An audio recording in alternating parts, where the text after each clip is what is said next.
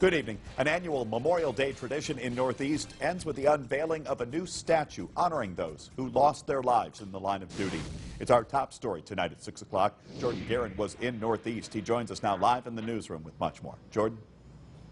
Sean, good evening. The unknown soldier statue at Oak Hill Cemetery in Northeast was vandalized almost 50 years ago, and now a new one takes its place in the cemetery. Northeast Township's Memorial Day Parade is an annual tradition residents gather for, which is followed by a service at Oak Hill Cemetery, commemorating those in the service who lost their lives in the line of duty, making the ultimate sacrifice for our freedom.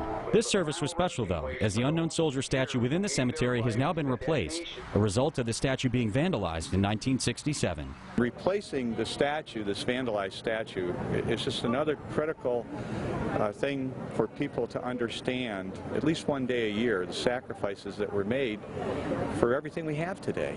The original Italian marble design was meant to depict a Union soldier from the Civil War, though the initial result was that of an Italian soldier in uniform. After it was vandalized by teens almost 50 years ago, the original statue was removed and buried as a sign of respect. The absence of the unknown soldier statue prompted American Legion Post 105 several years ago to commission local artist Eric Schwartz, also a fellow Legion member, to replace the statue.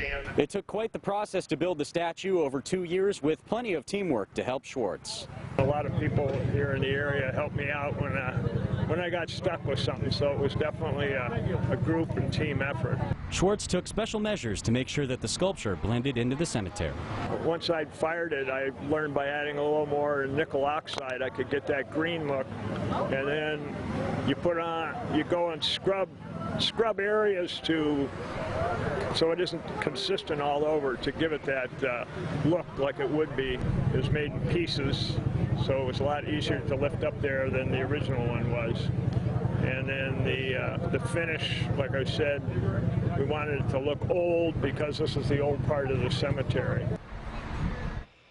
Now, Schwartz tells me this project took almost 2 years in total to complete. He says he worked on average 4 hours a day, and it looks like it paid off there, Sean. That is some fine work. Absolutely remarkable work on that statue. Jordan Guerin live in the newsroom. Thank you, Jordan.